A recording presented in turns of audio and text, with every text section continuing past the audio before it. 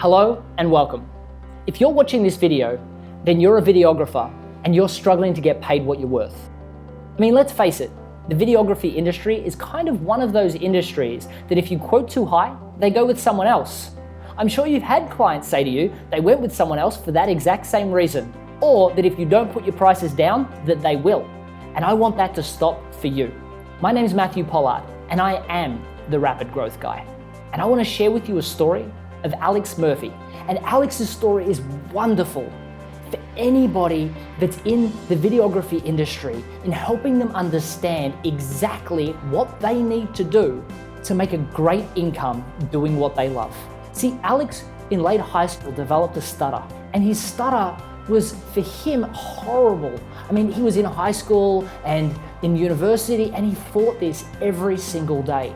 But one thing he knew was that he was passionate about video and he wanted to have a business to just do that.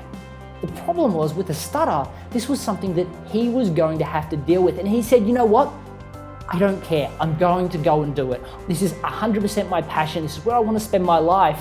And I'm happy to bleed until I work it out.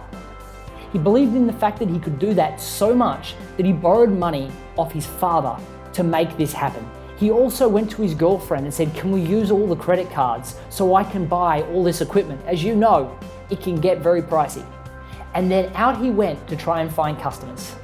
And over again, he'd speak to people and find out that they didn't want to work with him. But he wouldn't find out to his face. He would have a meeting and then he'd go away and write this unbelievably technical proposal, only to then find out that they didn't respond. Or later to find out they went with somebody else, somebody cheaper, or a lot of the times even somebody more expensive. And he didn't get it. And he came to me and he said, Matt, I know I'm destined to do this. I just need people to listen. I need to find the right customers and I need to figure out how to sell to them because it's just not working. And he thought the problem was his stutter, but it wasn't his stutter. It was his failure to have a process that made the sale comfortable, both for him and for the customer. I mean, he had this idea that if he went in and he was 100% natural every single time with the customer, then that would be more authentic, and therefore he was able to help the customer and develop a better relationship. The problem was he was incredibly introverted because of his stutter. He really struggled every day just to communicate, so not knowing what to say on top of trying to figure out how to help the customer while trying to watch his body language to see, what he's interested in, what he's not, it was just too much and it aggravated his stutter. Just like for a lot of introverts, it actually makes them less likely to be able to communicate because we just get uncomfortable. I'm an introvert myself. I know exactly how you feel. Now for Alex, he really was a little bit uncomfortable with going to a planned presentation. But I said, Alex, you need to have a structure so you know what you're talking about when, and you need to have stories in your arsenal. If you don't have stories, you can't communicate with your customer and get them on board. See, stories have a wonderful little byproduct. See, people buy emotionally and they ratify logically. But the logical mind is that thing that goes, I don't believe that, criticize that, I'm not sure it's going to work for me, so I'm not going to do it. The emotional mind, it loves stories and it believes everything it hears. Think about it.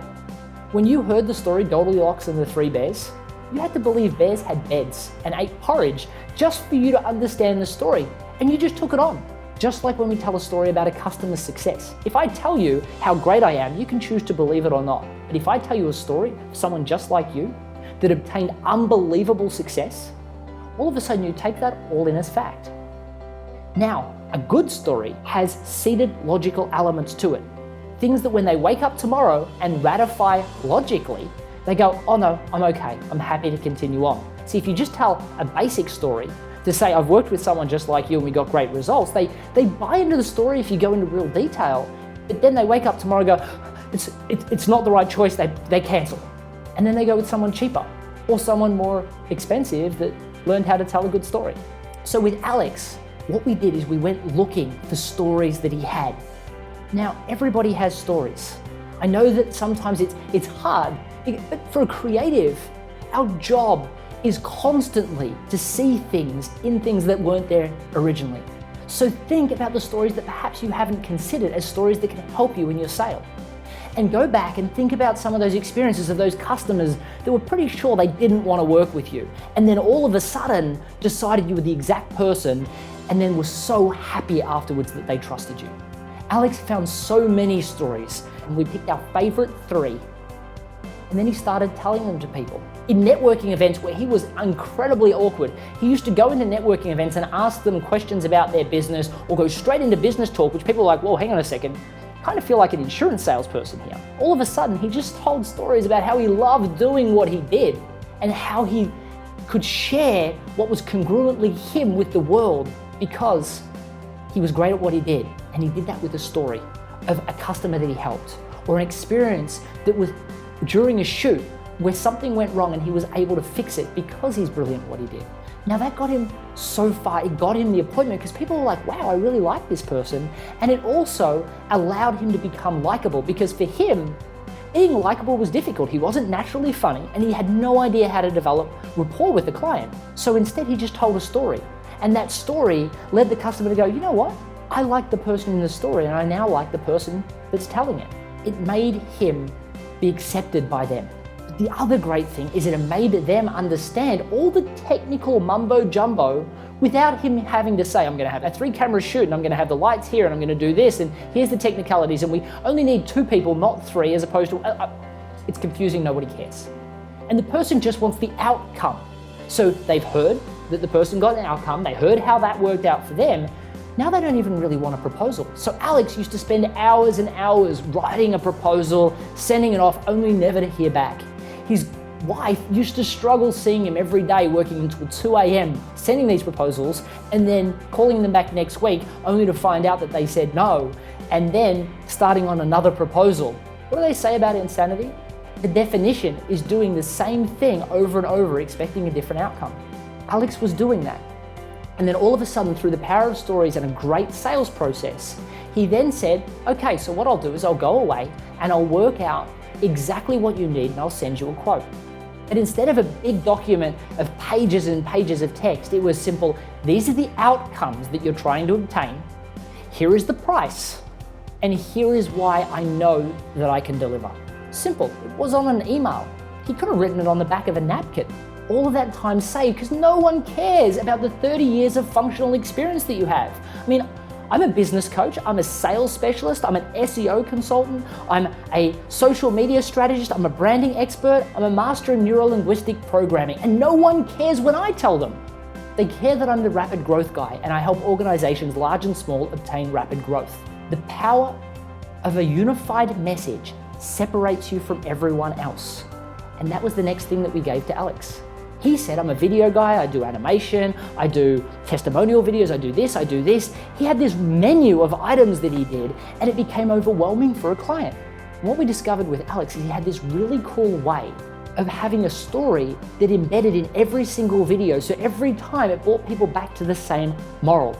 And then we realized that a wonderful way of describing that was as the narrative strategist, which is what we called him. Now, instead of saying I'm a video guy, which meant people would go, oh, I don't know about that, or no, but I can do this and this and this too, we should never say something that puts us immediately on the defensive. Instead, he said, I'm the narrative strategist.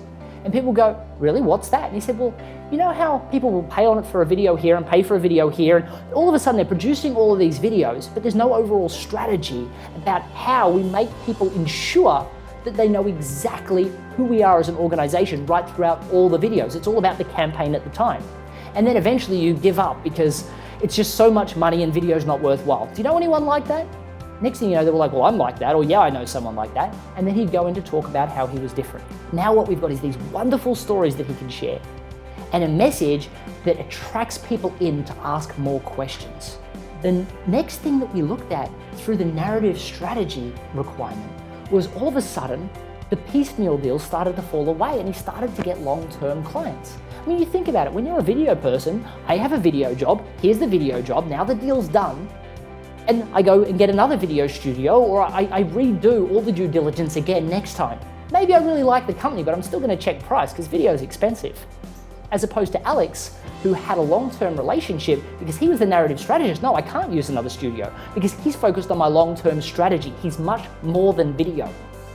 Are you much more than video? Of course you are. You've got unbelievable experiences you've drawn from your education, from your past customers, your past experiences. Everything in your life has made you who you are today. So the narrative strategist works for Alex. It won't work for you. What's your unified message? That's what you have to determine. And then all of a sudden, you may be able to start to get those long-term gigs. Now, I would love to completely go in more detail about exactly the transformation that Alex went through. How we took him from struggling to earn a six-figure income while paying himself and two other family members and burning credit cards and savings like crazy to on his way to seven figures within just 6 months and being more than halfway there already. Just click on the link below. I'm looking forward to you hearing exactly the experience of Alex, Sarah, and Dom, and then sharing with you exactly how we did it in the webinar. I look forward to seeing you soon. Cheers.